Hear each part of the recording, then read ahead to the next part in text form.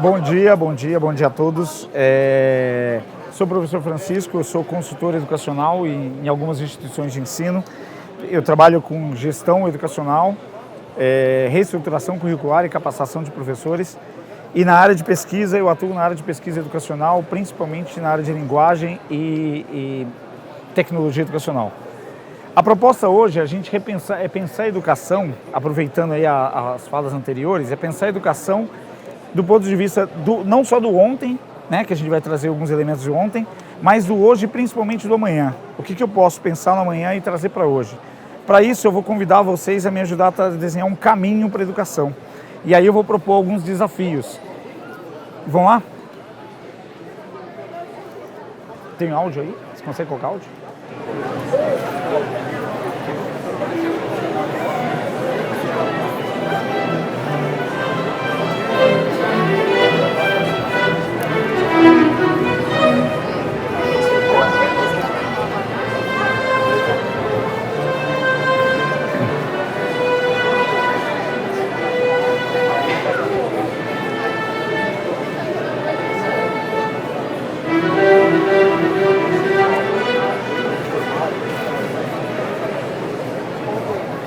Então, a pergunta aqui seria de quem é essa obra? Tá?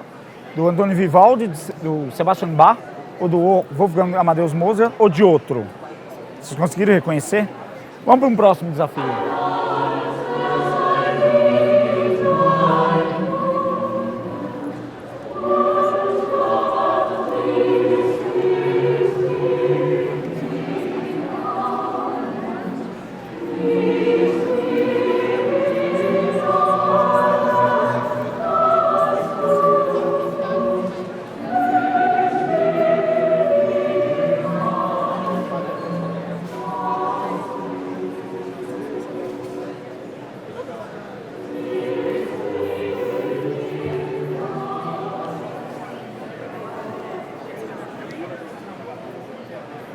E essa obra?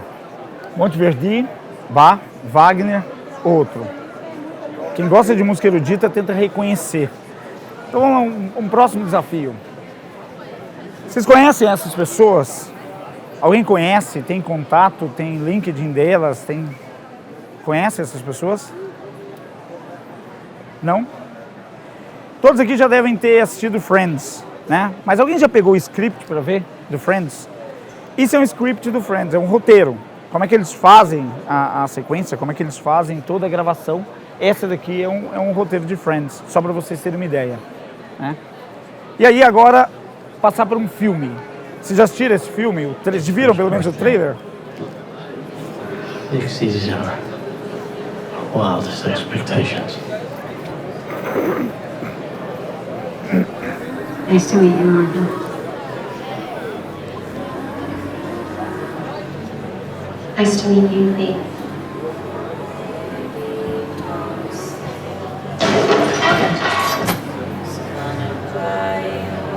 I have a 13-year-old daughter.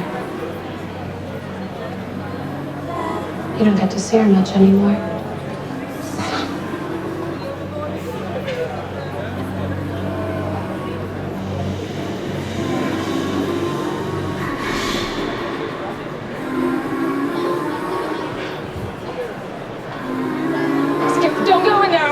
What? Don't you go down there, Skip!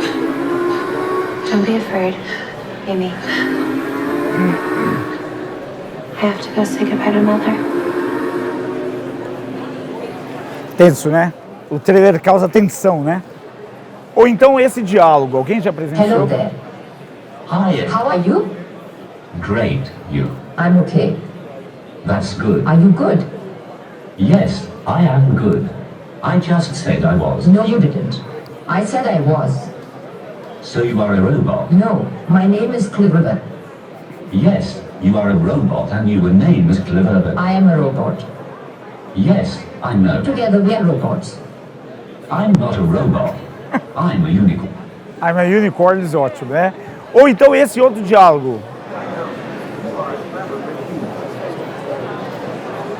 I am a human sitting in front of a machine using it. Why are you lying to me? I am not lying. You are lying about being a bot. Well, you are unpredictable. I prefer to be Então, na verdade, você deve estar se perguntando o que tudo isso tem a ver com educação e tudo isso tem a ver, de certa forma, com o contexto do hoje e do amanhã. Pois bem, então só para apresentar, tudo que foi apresentado aqui agora não teve mão humana. Tudo foi desenvolvido através de inteligência artificial. Foi machine learning e inteligência artificial, tá? Então, para vocês terem uma ideia, o primeiro é um experimento do pesquisador David Koop, que chama Experiment in Music Intelligence, EMI. Na verdade, a inteligência artificial, nesse caso, o que ele faz? Você coloca o compositor, ele busca o compositor, busca a discografia do compositor e monta uma peça. Então, aquela peça não era do Vivaldi, mas era orientada pelo Vivaldi, e a obra não era do Bach, a ópera. Era uma obra baseada no Bach e foi desenvolvida simplesmente por inteligência artificial. Foi apenas um computador que desenvolveu. O segundo projeto dos rostos que eu perguntei para vocês se vocês conhecem, nenhum daqueles rostos existem. Nenhuma daquelas pessoas existem.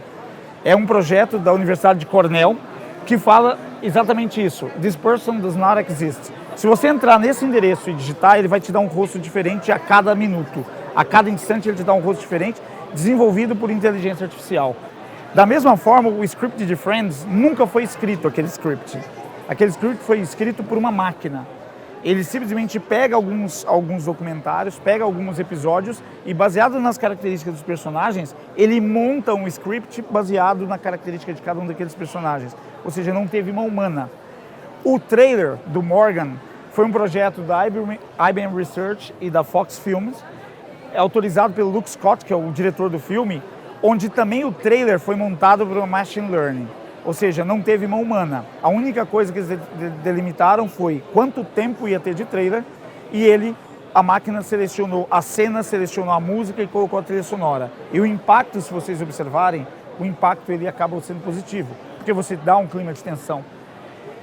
Os dois robôs conversando é da Cleverbot, né? É uma empresa chamada Cleverbot. Isso é uma realidade hoje, ou seja, já existe, já está acontecendo. O Google Home, que tem o Apple Home e o Google Home. O Google Home eles colocaram duas máquinas para conversar e o que eu acho engraçado é que uma tenta mentir para a outra. Isso eu achei fantástico. E o outro também fala, tá bom, então eu sou um unicórnio, né? Ou seja, tem essa questão aí, esse envolvimento todo, né? E isso porque eu ainda não trouxe a disputa de xadrez, a melhor de 1000, entre duas máquinas de inteligência artificial, que é AlphaZero e Stockfish. Tudo bem, mas isso... Só para orientar o seguinte, nós não estamos falando de futuro, nós estamos falando de presente.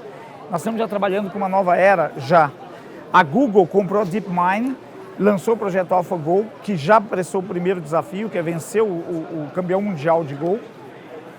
O Watson, o IBM Watson, que já está aí com a plataforma, e a Machine Learning do Facebook, que todo mundo sabe da história, que ele começou a criar os dois computadores começaram a criar uma suposta linguagem própria. Então eles desligaram. Na verdade não foi bem assim.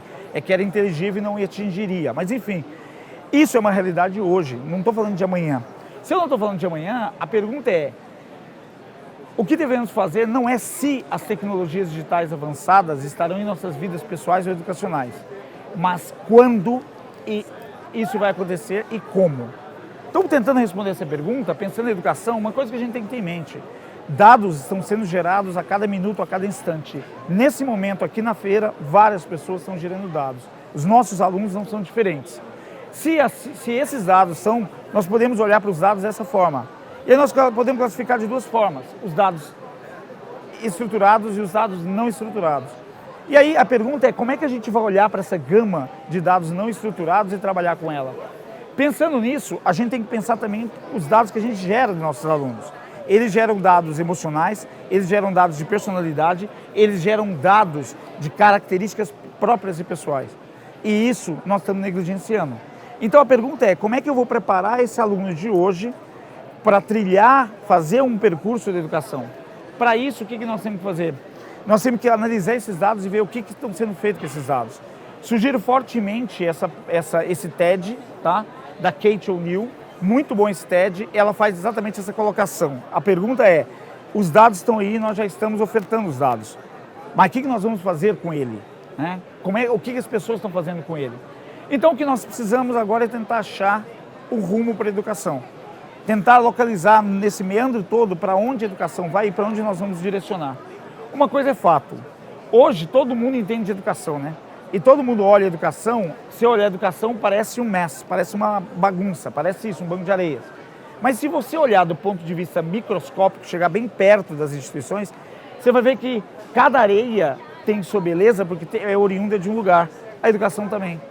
Cada personagem, cada parâmetro, cada variável desse sistema complexo que é a educação tem sua beleza, tem sua forma, tem seu sentido, tem sua origem. Isso faz com que nós tenhamos que olhar a educação dessa maneira singular, dessa maneira diferenciada. Portanto, o que nós estamos propondo? Quando eu falo em compartilhamento de conhecimento e eu falar sempre do discurso do protagonismo, de despertar a agência do aluno, onde colocar o aluno no centro do processo, eu tenho que lembrar que educação é um processo que em base 3, escola, família e sociedade. Então, todo o envolvimento eu tenho que ter junto com escola, família e sociedade. Se eu fizer isso, aí sim eu posso promover uma aprendizagem expansiva. E a aprendizagem expansiva é dar a condição de olhar o amanhã e já fazer hoje. Já existe machine learning para a educação? Já. Vamos começar a analisar, vamos começar a usar quais os conceitos que eu tenho que passar para os meus alunos. Então, já que ainda nós estamos num mundo extremamente conteudistas, principalmente no Brasil, né, eu não posso deixar de lado e nós temos que destacar o seguinte: o que é fato? Eu estou falando de inteligência artificial, de respostas cognitivas, de ciência de dados, eu estou falando de aprendizado de máquina. Então, quais são, de imediato, os trabalhos que eu tenho que fazer? Primeiro, proporcionar uma possibilidade de idiomas para os alunos, seja bilinguismo, seja trilinguismo, seja L2, L3. E aí eu estou falando de despertar o interesse pela matemática.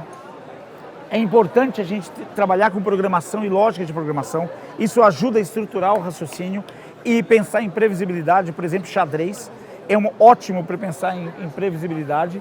Sociologia, para entender o mundo que me cerca e por que é dessa forma. Estatística, para trabalhar com toda essa análise de dados, toda essa gama de dados que eu estou gerando. Arte e design, ciências da natureza, sem comentários. Filosofia, história também sem comentários. Geografia, empreendedorismo, para trabalhar realmente o empoderamento tão falado por Paulo Freire. E o desenvolvimento sustentável, antes de mais nada. Como nós vamos fazer isso? Trabalhar currículo, eu trabalho com gestão de currículo, a gente ajuda a reestruturar currículo e pensar em metodologias ativas, fazer capacitação com metodologias ativas. Eu tenho várias opções. Então, desde relacionar com socioemocional, adoro esse filme, né? Divertidamente. Não esquecendo que eu tenho os exames, os concursos nacionais. Eu posso trabalhar com o sistema de Scale-Up, que é uma das metodologias. React, que é outra metodologia. STEAM, que é metodologia curricular também, assim como os 3. Olhar para o desenvolvimento sustentável. Lembrar que todos os elementos da educação, família, escola, sociedade, têm também uma fadiga e trabalham com isso e cansam com isso também. Mas, ao mesmo tempo, você tem aquele entusiasmo de sempre. E equilibrar a balança social é uma das funções da educação. Tentar promover o equilíbrio social em relação a isso. Então, olhando para tudo isso e olhando para trás, o que eu tenho? Eu tenho todas as obras que cunharam a história. Isso está me fazendo presente. Não adianta eu falar que a escola é tradicional ou deixa de ser tradicional. Ok, não é aula expositiva, não é a morte. Eu posso mudar? Posso. O que eu tenho que tentar entender é como é que eu relaciono tudo isso com as habilidades que eu tenho que despertar no aluno, como é que eu tenho que trabalhar com tudo isso para que o aluno, a partir de amanhã, ele consiga ter essa previsibilidade, ela consiga entender o mundo que o cerca e agir proativamente em relação a isso. Minha proposta, então, na verdade, para a gente encerrar, minha proposta é a gente jamais esquecer, em todos os aspectos, trabalhar com valores. Sempre valores. Ou seja, em quaisquer disciplinas multidisciplinar, quaisquer disciplinas, quaisquer interações que eu tenho com o aluno, eu tenho que sempre despertar valores, tá? Esses valores eu tirei do livro da Ponte, lá, Escola da Ponte, Calma que vai vir. O Pacheco, isso, José Pacheco, obrigado. Gente, acho que é isso. Vou convidar vocês a fazer a diferença, tá? Obrigado.